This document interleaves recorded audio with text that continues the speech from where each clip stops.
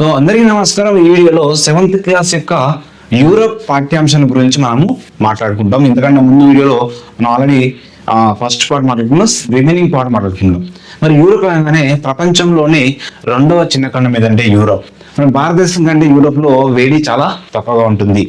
విభిన్న వాతావరణ పరిస్థితులు అనేది ఇక్కడ చాలా తేడాగా ఉంటుంది.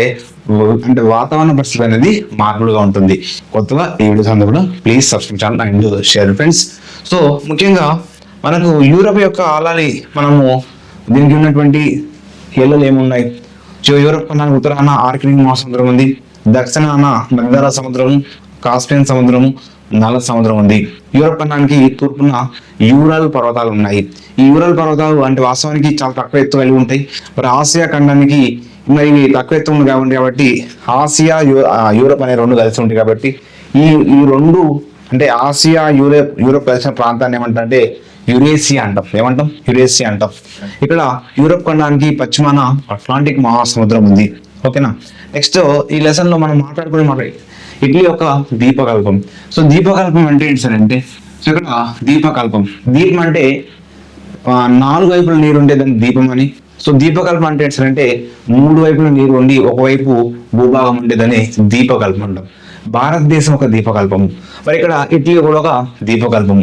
ఇక్కడ నార్వే, స్వీడన్ ఒక దీపకల్పాలు. చూడండి ఎగ్జాంపుల్ ఏమంటారంటే ఈ క్రింది వాళ్ళలో దీపకల్పాలు కానివి గుర్తుంచుకుంటాడు, అయినే గుర్తుంటాడు. కాబట్టి ఇటలీ ఒక దీపకల్పము, నార్వే ఒక దీపకల్పము, స్వీడన్ ఒక దీపకల్పము. సో గ్రేట్ బ్రిటన్ అనేది దీపము. దీపం అంటే ఏంటి? 4 వైపుల నీరు ఉండి మధ్యలో భూభాగం ఉంటే దాన్ని ఏమంటాం సార్ అంటే దీపము అంటాం. నెక్స్ట్ వాస్తవానికి గల్ఫ్ అంటే అంటాడు. ఎగ్జామ్ లో చాలా సార్లు ఎగ్జామ్ క్వశ్చన్ అడిగిండు. ఏమంటే గల్ఫ్ అంటే ఏంటి సార్ అంటే భూభాగంలోనికి చొచ్చుగా వచ్చేటువంటి సముద్రాలు. సో భూభాగంలో సముద్రం అనేది ఏమొస్తుంది, భూభాగం వైపు చొచ్చుకొని వస్తుంది. అలా చొచ్చుకున్నటువంటి దాన్ని ఏమంటారంటే దాన్ని గల్ఫ్ అంటాం. భూభాగంలోకి సముద్రము ముందుకు వస్తుంది. సో అంటే చొచ్చుకొని రావడం జరుగుతుంది. అలా చొచ్చుకొని రావడాన్ని ఏమంటారంటే గల్ఫ్ అంటాము. మరి గల్ఫ్ ముఖద్వారం ఇరుకుగా ఉంటుంది. గల్ఫ్ యొక్క ముఖద్వారం ఎలా ఉంటుంది? ఇరుకుగా ఉంటుంది. మరి ఇక్కడ ముఖ్యంగా బాల్టిక్ సముద్రం ఒక పెద్ద గల్ఫ్ ప్రాంతము అంటాం. అంటే ఇక్కడ బాల్టిక్ సముద్రం ఏ విధంగా తీసుకుంటాం అంటే ఒక పెద్ద గల్ఫ్ ప్రాంతంగా పిలుస్తాము. భూభాగంలో చొచ్చుకొని వచ్చినటువంటి సముద్రాలు అంటే భూభాగం అనేది ముందుకు చొచ్చుకొని వచ్చిన భూభాగం ఏమంటాము గల్ఫ్ అంటాము. బాల్టిక్ సముద్రం ఒక పెద్ద ఒక గల్ఫ్ ప్రాంతంగా పిలుస్తాము. నెక్స్ట్ మరి యూరోప్ లో ఉన్నటువంటి శీతోష్ణ స్థితి ఏ విధంగా ఉంది? మరి యూరోప్ లో అనేక దేశాలలో చాలా చలి అంటే వాస్తవానికి చలికాలం మంచు కురుస్తూ ఉంటుంది. యూరోప్ లో అనేక దేశాలలో కూడా చలికాలంలో ఎలా అంటే శీతాకాలంలో ఎలా ఉంటుంది అంటే మంచు కురుస్తుంటది. మరి ఇక్కడ యూరోప్ లో వేసవి కాలంలో మన దేశం అంతా వేడి ఉండదు. అంటే వేసవి కాలం చూసినప్పుడు ఇండియాలో వేడి ఎక్కువ ఉన్నప్పుడు మరి యూరోప్ లో అంత వేడి ఉంటుంది. అంటే భారతదేశంలో వచ్చినప్పుడు యూరోప్ ఖండంలో వేడి అనేది చాలా తక్కువగా ఉంటుంది. నెక్స్ట్ మరి ఇక్కడ పశ్చిమ పవనాల మీద ఎగ్జామ్ లో చాలా సార్లు క్వశ్చన్ అడిగిండు. ఈ పశ్చిమ పవనాలు అనేది ముఖ్యంగా అట్లాంటిక్ నుంచి యూరోప్ వైపు అంటే పశ్చిమ పవనాలు వీస్తాయి. ఎలా ఏ వైపు వీస్తాయి అంటాడు. పశ్చిమ పవనాలు అనేది అట్లాంటిక్ మహాసముద్రం నుంచి యూరోప్ వైపు వీస్తూ ఉంటాయి. మరి ఇక ముఖ్యంగా వాస్తవంగా యూరోప్ యొక్క నైరుతి నుంచి ఈశాన్య వైపు వీస్తాయి. ఎలా ఏ వైపు నుంచి వీస్తున్నాయి? నైరుతి నుంచి ఈశాన్య వైపు వీస్తూ ఉన్నాయి ఈ యొక్క పశ్చిమ పవనాలు. మరి ఇక్కడ ఈ గాలులు యూరోప్ కంటే ఎక్కువ ఉష్ణోగ్రతను తేమను కలిగి ఉంటాయి. ఈ గాలులు అనేది అంటే పశ్చిమ పవనాలు అనేది సో యూరోప్ కంటే ఎక్కువ ఉష్ణోగ్రతను మరియు తేమను కలిగి ఉన్నటువంటి అంటే ఈ పశ్చిమ పవనాలు. నెక్స్ట్ వచ్చేసి అట్లాంటిక్ మహాసముద్రం గురించి మనం మాట్లాడుకుంటాము. అట్లాంటిక్ మహాసముద్రం అనేది పశ్చిమ యూరోప్ యొక్క ముఖ్యంగా శీతోష్ణ ప్రభావితం చేస్తుంది. అంటే ముఖ్యంగా యూరోప్ ఖండాన్ని బాగా ప్రభావితం చేసిన మహాసముద్రం ఏదంటాడు క్వశ్చన్ ఎగ్జామ్ లో. అట్లాంటిక్ మహాసముద్రం పశ్చిమ యూరోప్ ప్రాంతాన్ని ప్రభావితం చేస్తా ఉంది. మరియు పశ్చిమ తీరంలో గల ఫ్రాన్స్ కానీ గ్రేట్ బ్రిటన్లలో చలికాలంలో కూడా వెచ్చగా ఉంటే ఎక్కడైతే వెచ్చగా ఉంటుంది, పశ్చిమ తీరంలో ఉన్నటువంటి ఫ్రాన్స్ కానీ గ్రేట్ బ్రిటన్లో కానీ చలికాలంలో అంటే శీతాకాలంలో వెచ్చగా ఉంటే రష్యాలో నదులు సముద్రాలు గడ్డగడతాయి. రష్యాలో ఎలా ఉంటుంది, అదే పరిస్థితిలో రష్యాలో నదులు కానీ మరి సముద్రాలన్నీ కూడా గడ్డగట్టిపోతాయి. రష్యాలో ఆ విధంగా ఉంటుంది. ఆ విషయం గుర్తుపెట్టుకోవాలి. నెక్స్ట్ భూమధ్య రేఖ నుంచి దూరం ఎలా ఉంది, మరి భూమధ్య రేఖ నుంచి దూరం ఎలా ఉంచారంటే భూమధ్య రేఖ నుంచి దూరం ఏ విధంగా ఉన్నదో చూద్దాం. రైట్, కాబట్టి ఐరోపా భూమధ్య రేఖ నుంచి చాలా దూరంగా ఉండడం వల్ల ఇక్కడ ఇండియా కంటే చల్లగా ఉంటుంది. అంటే వాస్తవానికి భూమధ్య రేఖకి చాలా దూరంగా ఉంది. అందువల్ల మన భారతదేశం కంటే ఇక్కడ వేడి అనేది చల్లగా ఉంటుంది, వేడి అనేది తక్కువ ఉంటుంది అన్నట్టు. నెక్స్ట్ ఈ ఐరోపాను ప్రభావితం చేసేటువంటి అంశాలు ఏమున్నాయి, ముఖ్యంగా ఒకటి అట్లాంటిక్ మహాసముద్రము ప్రభావితం చేస్తుంది. ప్రభావితం చేస్తుంది. ఇంకోటి ఏం ప్రభావితం చేస్తుంది, దీనిలో పవనాలు అంటే ముఖ్యంగా పచ్చ పవనాలు బాగా ప్రభావితం చేస్తాయి ఐరోపాను. నెక్స్ట్ క్రవోష్ణ ప్రభావాలు అంటే ఏంటి సార్ అంటే భూమధ్య రేఖ వద్ద అధిక ఉష్ణోగ్రతల వల్ల సంవత్సరం అంతా కూడా సముద్ర నీరు అనేది ప్రభావంగా జరుగుతుంది. అంటే భూమధ్య రేఖ నుంచి ఉష్ణంగా ప్రవాహాలు అంటే ఆ వేడి నీరంతా కూడా ధృవాల వైపు వెళ్తూ ఉంటుంది. ఇలా ఆ ప్రవాహాన్ని ఏమంటారంటే కవోష్ణ ప్రభావాలు అంటాం. భూమధ్య రేఖ వద్ద అధిక ఉష్ణోగ్రత వల్ల సంవత్సరం అంతా కూడా సముద్రం నీరంతా కూడా ఒక ప్రవాహం జరుగుతూ ఉంది. ఆ ప్రవాహం వేడి నీరు ఎటువైపు అవుతుంది, ధృవాల వైపు వెళ్తూ ఉంటుంది. ఆ వెళ్ళేటువంటి ఆ వేడి నీరుని ఏమంటారంటే కవోష్ణ ప్రవాహాలు అని పిలుస్తూ ఉంటాం. మరి ఇక్కడ ముఖ్యంగా ఈ ప్రవాహాన్ని అమెరికాలో ఏమంటారంటే అమెరికాలో గల్ఫ్ స్ట్రీమ్ అంటాం. గల్ఫ్ స్ట్రీమ్ అని పిలుస్తాం. ఏమంటారు అమెరికాలో గల్ఫ్ స్ట్రీమ్ అంటాం. నెక్స్ట్ ఉత్తర అమెరికాలో ఉత్తర అట్లాంటిక్ ఏమంటారంటే ఇక్కడ ఉత్తర అట్లాంటిక్ డ్రిఫ్ట్ అంటాం. ఈ ప్రవాహాన్ని అమెరికాలో గల్ఫ్ స్ట్రీమ్ అంటాం, ఉత్తర అమెరికాలో ఉత్తర అట్లాంటిక్ డ్రిఫ్ట్ అంటాం. అసలు స్ట్రీమ్ అంటే ఏంటి సార్ అంటే వేగంగా ప్రవహించేటువంటి ప్రవాహాలు. స్ట్రీమ్ అంటే ఏంటి సార్ అంటే వేగంగా ప్రవహించే ప్రవాహాలను స్ట్రీమ్ అంటాం. డ్రిఫ్ట్ అంటే ఏంటి సార్, డ్రిఫ్ట్ అంటే నిదానంగా ప్రవహించేటువంటి ప్రవాహాలను డ్రిఫ్ట్ అని పిలుస్తాం. ఏమంటాము, డ్రిఫ్ట్ అని పిలుస్తాం. నెక్స్ట్ యూరోప్ లో కాలాలు ఎన్నిగా ఉన్నాయి, ముఖ్యంగా యూరోప్ లో ప్రధాన కాలాలు ఎన్ని అంటే 4 కాలాలు ఉన్నాయి. ఎగ్జామ్ లో ఏ విధంగా రాస్తారంటే క్రింది వారంలో ఏ కాలంలో పరిస్థితి ఎలా ఉందనే అంశాల గురించి అడిగే అవకాశం, అంటే అండర్స్టాండింగ్ ప్రశ్నలు అడిగే అవకాశం ఉంటుంది. మరి ఇక్కడ చలికాలం ఎప్పటి నుంచి ముఖ్యంగా ఎలా ఉంటుందో చూద్దాం. ఇందులో నవంబర్లో ఎలా ఉంటుందంటే చలికాలంలో యూరోప్ లో వణికించేటువంటి చలి నవంబర్లో ఉంటుంది. మరి డిసెంబర్లో చూసినట్లయితే అతి శీతలంగా ఉంటుంది అంటారు. యూరప్ ఖండములో ఏ నెలలో అతి స్థిరంగా ఉంటుంది అంటే డిసెంబర్ నెలలో అతి శీతలంగా కనిపిస్తూ ఉంటుంది. ఓకేనా. మరి ఇక్కడ ఈ శీతాకాలం అంటే చలికాలం అంటే ఏంటంటే ఇక్కడ శీతాకాలం అన్నట్టు. ఏ కాలం అన్నట్టు, శీతాకాలం అన్నట్టు. ఈ శీతాకాలంలో సూర్యుడు ఉదయం 9 గంటలకు 10 గంటలకు ఉదయిస్తాడు. చూడండి, యూరోప్ లో చాలా విభిన్న పరిస్థితులు కనిపిస్తూ ఉంటాయి. సూర్యుడు ఎప్పుడు ఉదయిస్తాడు, 9 గంటలకు ఉదయిస్తాడు, 10 గంటలకు ఉదయిస్తాడు ఒక్కోసారి. మరి ఎన్ని గంటలకు అస్తమిస్తాడు అంటే 4 గంటలకే, 4 కాగానే అస్తమిస్తూ ఉంటాడు. కాబట్టి ఫ్రాన్స్ దేశంలో చెట్లు ఆకురాల్చి బోడిగా ఉంటాయి, అంటే చెట్లు ఆకురాల్చి బోడిగా కనిపించే కాలము ఏది, శీతాకాలము. రైట్. నెక్స్ట్ వసంతకాలం. ఈ యూరోప్ లో ఉన్నటువంటి వసంతకాలం చూసినట్లయితే మార్చి నెల రాగానే ఫ్రాన్స్ లో భూదృశ్యం అంటే మొత్తం కూడా అంటే భూదృశ్యం అంతా కూడా మారిపోతుంది. ఏ నెలలో, మార్చి నెలలో వసంతకాలంలో పగలు ఎక్కువగా ఉంటుంది, రాత్రి తక్కువగా ఉంటుంది. వసంతకాలంలో ఏ విధంగా ఉంటుందంటే పగలు ఎక్కువగా ఉంటుంది, అంటే ఇక్కడ పగటిపూట ఎక్కువగా ఉంటుంది, రాత్రి తక్కువగా ఉండే కాలము వసంతకాలము. ఈ కాలంలో పంటలు వేస్తారు. ఏమేస్తారు, ఏ కాలంలో పంటలు వేస్తారు యూరోప్ లో అంటే వసంత కాలంలో పంటలు వేస్తారు. మరి ఇక్కడ యూరోప్ లో ఉన్నటువంటి ముఖ్యమైన పంటలు ఏంటి సార్ అనొచ్చు.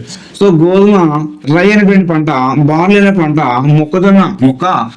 మొక్కజొన్న, బీట్రూట్, ఓట్స్ అనేటువంటి పంటలు ఎక్కువ పండిస్తుంటారు. చూడండి, గోధుమ, రై, బార్లీ, మొక్కజొన్న, బీట్రూట్, ఓట్స్ అనేటువంటి పంటలు పండిస్తుంటారు. మరి వేసవి కాలంలో ఎలా ఉన్నారు సార్ అంటే ఐరోపాలో వేసవి కాలం అయితే జూన్, ఆగస్టులో మనకు కనిపిస్తూ ఉంటుంది. ఇలా వేసవి కాలంలో వర్షం తక్కువగా ఉంటాయి, వేడి ఎక్కువగా ఉంటుంది. ఎలా ఉంటారంటే జూన్ ఆగస్ట్ లో ఉంటుంది వేసవి కాలం ఎక్కడ యూరోప్ లో. మరి పగటి కాలం చాలా ఎక్కువగా ఉంటుంది, రాత్రి కాలం చాలా తక్కువగా ఉంటుంది వేసవి కాలంలో. ఇక్కడ తెల్లవారుజామున ఎప్పుడు అంటే తెల్లవారుజామున 4 గంటలకు ఉదయం అంటే సూర్యుడు ఉదయిస్తాడు. 4 గంటలకి సూర్యుడు ఉదయిస్తాడు, ఉదయం 4 గంటలకు ఉదయిస్తాడు. మరి రాత్రి 8 గంటలకు వస్తున్నాడు. అంటే పగల కాలం చాలా ఎక్కువగా ఉంటుంది, వేసవి కాలం ఇంకా ఎక్కువగా ఉంటుంది అనే విషయము గుర్తుపెట్టుకోవాలి. మరి శరత్కాలం అన్నాం. శరత్కాలంలో ఏ కాలం సార్ అంటే ఏ నెల సార్ అంటే సెప్టెంబర్ అక్టోబర్ లో మనకు శరత్కాలంగా చెప్తాం. ఇక్కడ వాతావరణం కూడా మారుతూ ఉంటుంది. ఎలా ఉంటుంది వాతావరణంతో మారుతూ ఉంటుంది. ఆకులు ఎరుపుగా ఉండి పసుపు రంగులో మారుతాయి. ఆకులు ఎరుపుగా ఉండి పసుపు రంగులో మారే కాలం అంటాడు. ఏ కాలం అది? శరత్కాలం అంటే.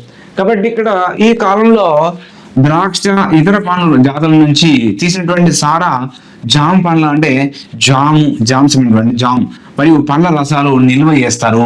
ఏ కాలంలో సార్ అంటే శరత్కాలంలో. అంటే ద్రాక్ష ఇతర పండ్ల నుంచి ఆ రసాలను వాటిని నిల్వ చేసే కాలం ఏదంటే శరత్కాలము. మరి యూరోప్ లో వ్యవసాయం ఎలా ఉంటుంది? యూరోప్ లో చూసినప్పుడు అధునాతన వ్యవసాయం కనిపిస్తూ ఉంటుంది. యంత్రాల ద్వారా వ్యవసాయం చేస్తారు, మరియు అధునాతనమైనటువంటి విత్తనాలు మరియు అధునాతన తక్కువ కాలంలో పంటలు పండిస్తూ ఉంటారు. మరి యూరోప్ లో వ్యవసాయ భూముల శాతం చూసినట్లయితే నార్వేలో 3% ఉన్నది వ్యవసాయం పండేటువంటి భూములు. ఇంగ్లాండ్ లో 30% ఉన్నది. జర్మనీ దేశంలో 40% భూములు వ్యవసాయ భూములు ఉన్నాయి. మరి ఇండియాలో 55% వ్యవసాయ భూముల శాతం ఉంటే చూడండి చాలా తక్కువగా, అక్కడ యూరోప్ లో తక్కువగా ఉంటుంది. ఇక్కడ ఫోల్డర్ వ్యవసాయం అంటే అంటారు ఎగ్జామ్ లో ఇలాంటి క్వశ్చన్ అడుగుతాడు. ఈ క్రింద ఫోల్డర్ సంబంధించిన అంశం అంటే ఫోల్డర్ వ్యవసాయం సంబంధించిన అంశం ఏంటంటే సముద్రం నీటిని వెనకకు మళ్ళిస్తారు. సముద్రం వాస్తవానికి ఇండియాలో భూమి ఎక్కువగా ఉంది, ఇంకా గుట్టలు ఉన్నాయి, చేయడానికి ఎవరు లేరు. కాబట్టి అక్కడ భూమి తక్కువ ఉన్న వాళ్ళు ఏం చేస్తారంటే సముద్రం నీటిని వెనకకు మళ్ళిస్తారు. ఎందుకంటే కొన్ని వివిధ మార్గాల ద్వారా వెనకకు మళ్ళించి గోడలు కట్టి వ్యవసాయం చేస్తారు. ఏం చేస్తారు? వ్యవసాయం చేస్తారు. అలా చేయడాన్ని ఏమంటారంటే ఫోల్డర్ వ్యవసాయం అంటారు. ఏమంటారు? ఫోల్డర్ వ్యవసాయం అంటాం. ముఖ్యంగా దక్షిణ యూరోప్ లో పండ్ల తోటలు ఎక్కువ ప్రసిద్ధి. అడుగుతారు దక్షిణ యూరోప్ లో ఏ పండ్ల ప్రసిద్ధి అంటారో పండ్ల తోటలకు ప్రసిద్ధి. నెక్స్ట్ వ్యవసాయ విప్లవం. ఈ యూరోప్ అనేటువంటి రసం నుంచి తప్పకుండా క్వశ్చన్ రావడానికి అవకాశం ఉంది. ఇక్కడ పెద్ద భూస్వాములు పాటు చిన్న రైతులు ఉన్నారు. ఈ మధ్య కాలంలో చిన్న రైతుల సంఖ్య తగ్గింది. ఎందుకంటే పెద్ద భూస్వాములు ఎక్కువ ఈ భూస్వాములు ఎక్కువగా వ్యవసాయం చేస్తూ ఉన్నారు, యంత్రాల ద్వారా వ్యవసాయం చేస్తారు. మరి ఈ చిన్న రైతులు ఏం చేస్తున్నారంటే వివిధ రకాలైనటువంటి సేవా రంగం కార్యక్రమాలకు వెళ్ళిపోతా ఉన్నారు చిన్న రైతులు. ఇంగ్లాండ్ సమీపంలో ఉన్నటువంటి ఉత్తర సముద్రం వద్ద మత్స్య పరిశ్రమ అనేది అభివృద్ధి చెందింది. ఎగ్జామ్ అడుగుతాడు. డాగర్ అంటే ఇక్కడ డాగర్ బ్యాంక్ అంటే డాగర్ బ్యాంక్ అంటే ఏంటి సార్ అంటే ఇంగ్లాండ్ సమీపంలో ఉత్తర సముద్రం వద్ద మత్స్య పరిశ్రమ అభివృద్ధి చెందింది. ఆ అభివృద్ధి చెందిన ప్రాంతాన్ని ఏమని వచ్చారంటే డాగర్ బ్యాంక్ అంటాం. ఏమంటాం? డాగర్ బ్యాంక్ గా పిలుస్తాం. అంటే ఇంగ్లాండ్ దేశంలో మొత్తం చేపల పరిశ్రమ బాగా ఆ ప్రాంతంలో ఉత్తర సముద్రం వద్ద చేపల పరిశ్రమకు ప్రసిద్ధి చెందింది. అందువల్ల డాగర్ బ్యాంక్ గా పిలుస్తాము. మరి యూరోప్ లో వ్యవసాయ క్షేత్రాలు ఎలా ఉన్నాయి సార్ అంటే 50 నుంచి 100 ఎకరాల ప్రాంతాలలోని 50 ఎకరాలలో వ్యవసాయం చేస్తా ఉన్నారు. ఈ యూరోప్ లో రైతులు వ్యవసాయ క్షేత్రంలో గృహాలు అంటే ముఖ్యంగా ఇక్కడ గ్రామాలు కనిపించవు. ఎందుకు సార్ అంటే వ్యవసాయ క్షేత్రంలోనే ఇల్లు కట్టుకుని ఉంటారు కాబట్టి ఎక్కువ గ్రామాలు అనేవి పెద్ద పెద్ద గ్రామాలు ఇక్కడ యూరోప్ లో కనిపించవు. మరి మాంసాన్ని ఎండబెట్టుట పొగబెట్టిన ద్వారా ప్రక్రియల ద్వారా వాళ్ళు నిల్వ చేస్తారు. అడుగుతాడు ఎగ్జామ్ లో ఏమంటారంటే యూరోప్ ఖండంలో మాంసాన్ని ఏ విధంగా నిల్వ చేస్తారంటే ఎండబెట్టుట, పొగబెట్టడము, ఈ ప్రక్రియల ద్వారా నిల్వ చేస్తారు. ఓకేనా? నెక్స్ట్ ప్రతి ఇంట్లో కూడా సారా, జున్ను, మాంసం నిల్వకు ఆహార బీరువాలు ఉంటాయి. ప్రతి ఇంట్లో కనిపించే అంశం ఏంటంటే సారా నిల్వ, నెక్స్ట్ జున్ను, నెక్స్ట్ మాంసం నిల్వటువంటి ఆహార బీరువాలు ఉంటాయి. ఏ బీరువాలు ఉంటాయి? ఆహార బీరువాలు ఉంటాయి. మరి సముద్ర మార్గం చూసినట్లయితే నిజంగా యూరోప్ వాళ్ళు మరి ప్రపంచ దేశాలను వీళ్ళు పాలించరు. మరి ప్రపంచ దేశాలకు సముద్రం కనిపెట్టారు. సముద్రం నిజంగా ఐరోపా వారు నౌకాయాన ప్రియులుగా పిలుస్తాం. 1492 సంవత్సరంలోనే 3 నౌకలతో అట్లాంటిక్ మహాసముద్రాన్ని దాటకు అనేక ప్రయత్నాలు చేసి అనేక కొత్త ప్రాంతాలు కనిపెట్టారు. ఎవరు సార్ అంటే ఈ యొక్క యూరోప్ వాళ్ళు. కాబట్టి యూరోప్ ఖండం ప్రపంచాన్ని భారతదేశాన్ని కూడా మరి ఇక్కడ ఆ బ్రిటిష్ వాళ్ళు ఓకేనా. ఫ్రెంచ్ వాళ్ళు, డచ్ వాళ్ళు, ఇదా యూరోప్ వాళ్ళు మన భారతదేశాన్ని పరిపాలన చేస్తారు. ఈ విధంగా మరి యూరోప్ లో ఉన్నటువంటి ప్రధాన అంశాలు చూసినప్పుడు ఇందులో ఉన్నటువంటి ఇక్కడ అడుగుతాడు, అక్కడ వ్యవసాయ క్షేత్రాలు ఎన్ని ఎకరాలు ఉంటాయి సార్ అంటే 50 నుంచి 100 ఎకరాలు. అది ఇంపార్టెంట్. ఓకేనా. నెక్స్ట్ చిన్న చిన్న రైతులు ఏ విధంగా, చిన్న రైతులు ప్రజెంట్ ఏ కాలంలో దేనికి వెళ్ళిపోతారంటే అంటే సేవా రంగానికి వెళ్ళిపోయారు.